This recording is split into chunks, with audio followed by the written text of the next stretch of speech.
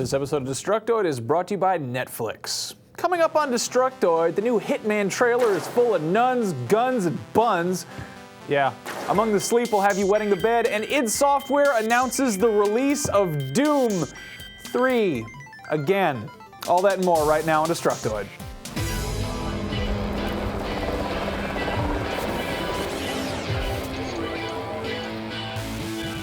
Welcome to Destructoid. I'm Tara Long. And I'm Max Scoville. Man, it feels good to be back. You haven't been here in like a week. I know, it's crazy. And now I'm sick. I'm losing my voice. That's really dumb right before E3, Tara. I know. I'm what sorry. Are you doing? It was a horrible decision on my part. What are you doing? Oh, Tara. Oh, man.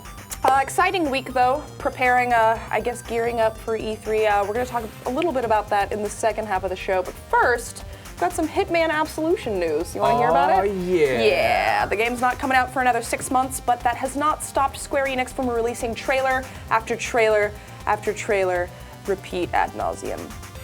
Their latest one shows off a sexier side of the game, if you're into violence against women and whatnot. Some people are, so I don't know. This particular trailer, called Attack of the Saints, introduces us to the Saints, a group of female assassins disguised as Catholic nuns who apparently also happen to do hardcore porn in their spare time.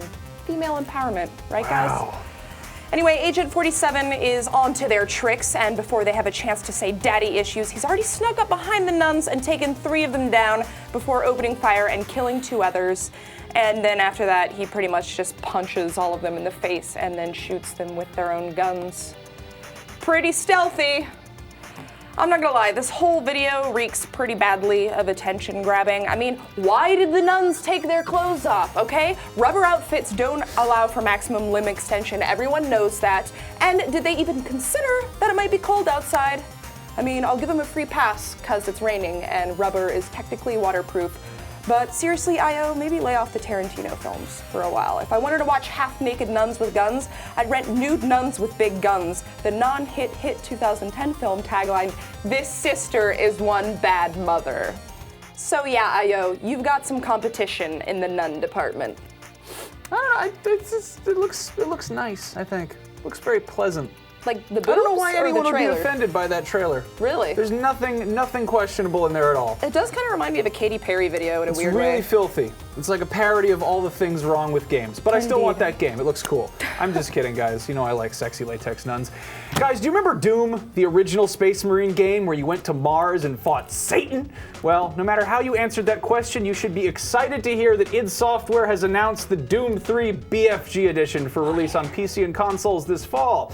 The BFG edition is going to include a graphically tweaked version of Doom 3, which was originally released way back in 2004, as well as the Resurrection of Evil expansion pack. Also included are 7 new levels, being called the Lost Mission overall. And in addition to this, there are going to be some gameplay tweaks, included an updated checkpoint system, and for the sissy girl babies, an armor-mounted flashlight, because originally players couldn't have a weapon and a flashlight out at the same time, which generally made the game more terrifying than it already was, which it was because it was scary. On top of all this, the BFG edition is also going to include Doom 1 and 2, so if, you want really old games, you can have that. Obviously, guys, I would rather be reporting on a Doom 4 announcement, but if you're going to re-release a game from almost a decade ago, you could do a lot worse than Doom 3. I know a lot of people bitched about it when it came out for whatever reason, but I've got a soft spot for the series. Who because doesn't? It occurred to me that they just have the market cornered on video game villains. With like Wolfenstein and Doom, they're just like, well, let's see. In Wolfenstein, we had Robot Hitler. What could we have in Doom? Robot Satan. It's not even trying to bullshit with some genetically engineered interdimensional crab aliens or nano machines or anything. They're just like, guess what's trying to kill you? Satan in space. The devil. Powered by batteries. It's just pure evil. It's just terrible, and I Yeah. love it. And it's heavy metal. Anyway, The Verge also has a great article up about how John Carmack has built a virtual reality headset to run Doom 3. If you're curious about why Doom 4 is taking so long, this might have something to do with it, because apparently Carmack is just a mad scientist, and when he's not, making games about shooting Nazis and Satan, he's making rocket engines and VR headsets with his brain. This is necessary. That thing is really like cool, that. though. I would love to try that. Yes, very exciting news. Speaking of scary games, a trailer for the new game Among the Sleep popped up over the weekend, and it's caused quite a stir on the internet. Especially impressive, considering it's the first ever game from indie Norwegian studio Krillbite. Krillbite, yes. The idea is actually pretty unique. You play as a 2-year-old, you escape from your crib at night, and your house appears to be haunted, or it's your imagination, either way.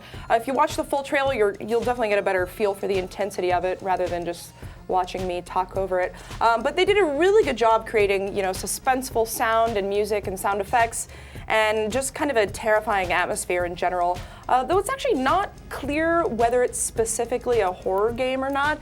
If you go to the game's website, which is krillbite.com/ATS, there's a trailer up as well as some screenshots, one of which shows off a much more dreamlike forest environment with the caption, "In-game screenshot work in progress." And if you go to the developer's blog, you can actually see a time-lapse video that Tina Alfredson, one of the game's 2D artists, created depicting a hallway in the forested house, which I'm guessing is a location in the game. Very interesting. Despite the kind of initial scary trailer, the description of the game on their website does make it seem a little bit more focused on imagination and discovery than horror. It says, quote, "In the borderland between dream and reality, surreal creatures and diverse environments will present you with both physical and mental obstacles that challenge your creativity."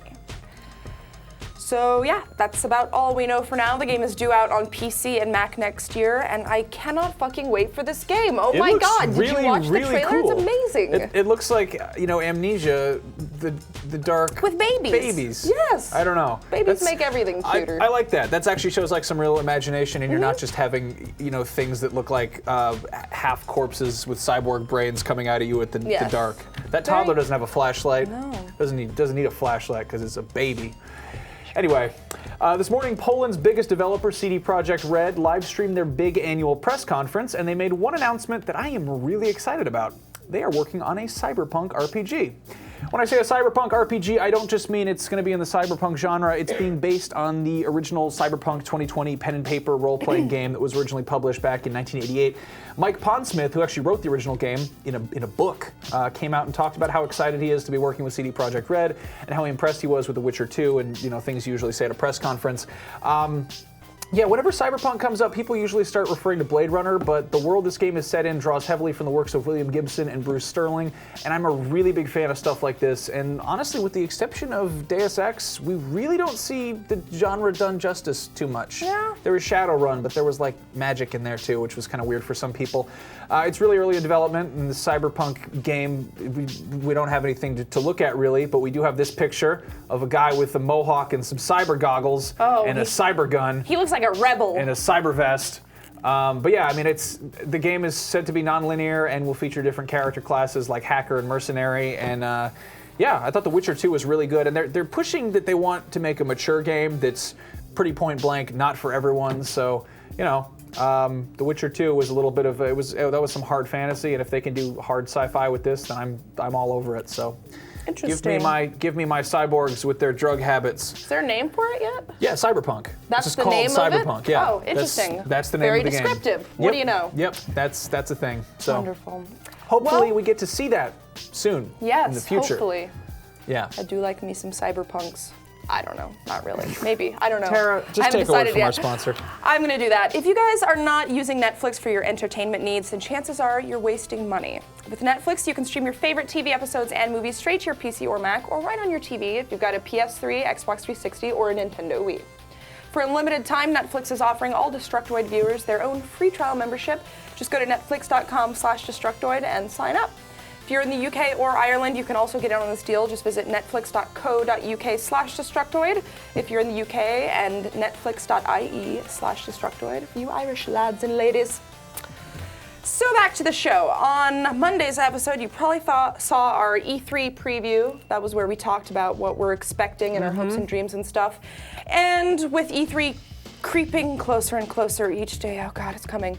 We wanted to keep the hype train rolling, so we're gonna open it up to the rest of the Detroit staff. They've got some things to say. Today we've got a video from Destructoid's hairiest editor, Hamza Aziz, telling us what he's excited for next week. Halo. Probably Halo. Halo, definitely Halo. Roll that clip.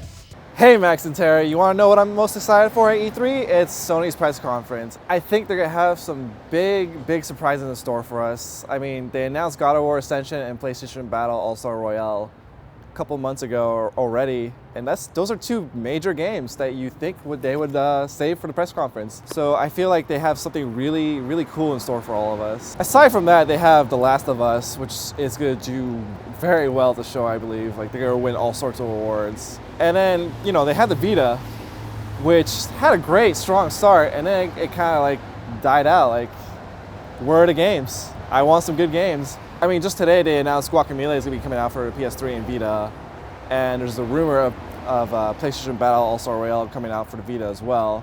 So those are going to be two great games. I want more though. I want to justify this little awesome handheld, and they need to show me some more games for it. So yeah, that's what I'm most excited for. And Halo 4, that too, that Halo 4, Halo 4.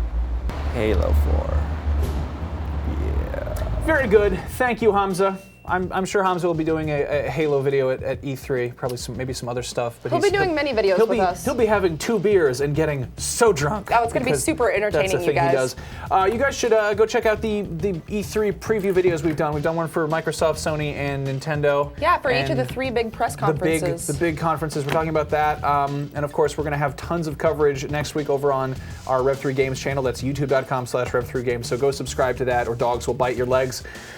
Yes. Oh, goodness. Okay, that's about it for today. We're going to be back here on Friday at 3:30 p.m. Pacific time. 3:30. I can't talk today. I'm sorry, you guys. We're going to be doing a live show. We do that every week, Tara. I guess it'll be the last live show for a couple weeks. Yeah. I don't think we'll be doing one at E3. But yeah, make sure you are here at youtube.com/Detroit, 3:30 p.m. Friday. And in the meantime, go follow us on Twitter. I am Tara Longest, he is Max Scoville, and together we are the face of the Detroit show. Not the whole thing, because other people help us out. And if you want to follow the hairy chest of Destructoid, you can follow Hamza. He's at CTZ on Twitter. Don't follow him. We'll see you guys on Friday.